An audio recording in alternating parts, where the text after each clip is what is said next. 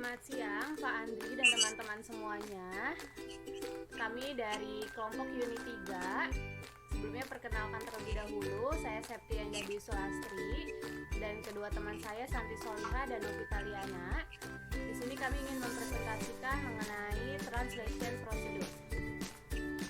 Sebelumnya ini untuk daftar isinya. Yang pertama kita akan bahas translation dan transliteration. Dan yang kedua borrowing dan litera. Selanjutnya transposition, modulation, dan adaptation. Yang pertama kita bahas translation dan transliteration terlebih dahulu. Untuk materi ini bisa dibantu dibacakan oleh Santi Soliha, silahkan. Baik, terima kasih Septi. Translation. Terjemahan mengambil arti kata dari teks sumber dan memberikan teks yang setara dalam bahasa target. Seringkali ketika Anda menggunakan penerjemahan online, apa yang benar-benar Anda dapatkan adalah transliterasi atau transkripsi dan bukan terjemahan yang benar. Itulah sebabnya hasil dari terjemahan sering tidak masuk akal. Perlu dicatat bahwa ada tingkat terjemahan. Terjemahan kata demi kata sederhana mengambil teks dari satu bahasa dan mengubahnya menjadi kata dengan makna yang identik dalam bahasa lain. Ini bagus kecuali ada string, kata atau kalimat dalam hal ini. Kata untuk terjemahan kata tidak cukup. Misalnya, bahasa Inggris, you are a dead meat, dimaksudkan untuk memberitahu seseorang bahwa mereka berada dalam banyak masalah. Mereka akan terluka atau bahkan mungkin terbunuh. Selanjutnya, transliteration. Transliterasi melibatkan perubahan skrip yang digunakan untuk menulis kata-kata dalam satu bahasa ke skrip yang lain. Mengambil huruf atau karakter dari sebuah kata dan mengubahnya menjadi karakter yang setara dalam bahasa lain. Proses ini berkaitan dengan ejaan dan bukan suara. Suara kata-kata ditangani melalui lain transkripsi. Ketika ada kata yang tidak ingin Anda ubah, ditafsirkan atau dijelaskan, tetapi hanya dimasukkan ke dalam karakter bahasa lain. Penerjemahan Anda akan menggunakan keterampilan transliterasi mereka. Hal ini sering terjadi ketika datang ke nama, alamat, dan materi lainnya. Ketika Anda berpikir tentang kata-kata Jepang yang ditulis dalam huruf Latin, Anda berpikir tentang transliterasi. Baik, terima kasih Santi. Bisa dilanjutkan untuk Novita Liana.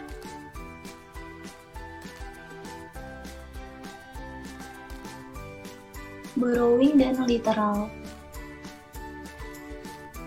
Borrowing adalah mengambil kata-kata langsung dari satu bahasa ke bahasa lain tanpa terjemahan. Banyak kata bahasa Inggris yang dipinjam ke bahasa lain, misalnya perangkat lunak.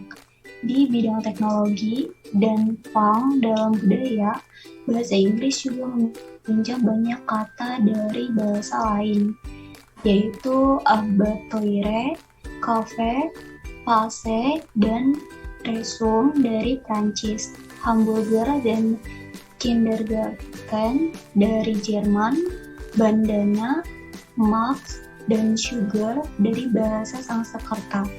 Kata-kata yang dipinjam sering dicetak dalam huruf miring ketika mereka dianggap asing. Borrowing dalam terjemahan dalam beberapa hal adalah sisi lain dari calque. Di sini, kata-kata sengaja diambil langsung dari bahasa sumber dan ditransfer ke teks target.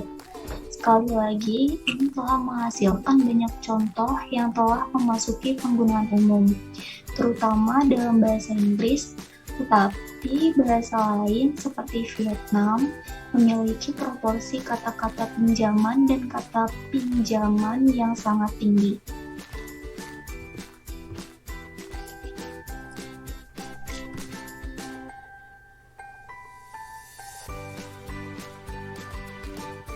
Literal, terjemahan kata demi kata dapat digunakan dalam beberapa bahasa dan bukan yang lain, tergantung pada struktur kalimat.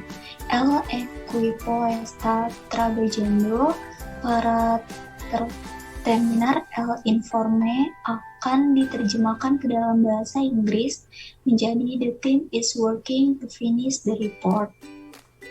Terkadang berhasil dan terkadang tidak. Misalnya kalimat Spanyol di atas tidak dapat diterjemahkan ke dalam bahasa Prancis atau Jerman.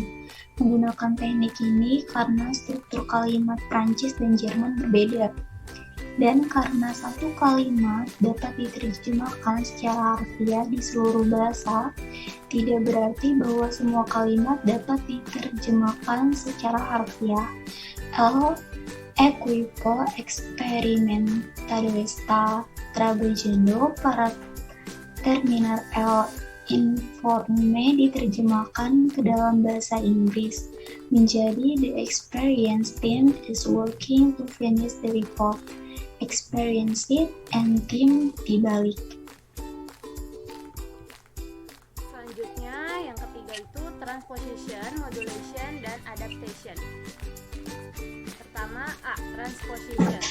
Transposisi mengubah struktur tata bahasa teks tanpa mengubah maknanya.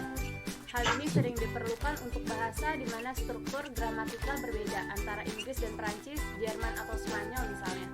Agar berhasil mengubah teks, penerjemah harus tahu cara mengganti kategori kata atau memahami bagaimana perubahan urutan kalimat benar-benar akan melestarikan makna teks daripada merusaknya. Lalu yang B, modulation. Modulasi berarti menggunakan frasa yang berbeda dari yang digunakan dalam dokumen sumber untuk menyampaikan makna yang sama dalam bahasa target. Tujuannya adalah untuk mengubah sudut pandang Anda untuk melestarikan makna sekaligus menyesuaikan apa yang telah ditulis. Hal ini dilakukan agar pembaca dalam bahasa target tidak akan tersentak oleh frasa yang ditulis dengan cara yang halus atau jelas berbeda dengan apa yang mereka harapkan. Contoh yang baik dari ini mungkin termasuk dalam bahasa Perancis. Seseorang mungkin mengatakan dernier étage, secara harfiah last stage.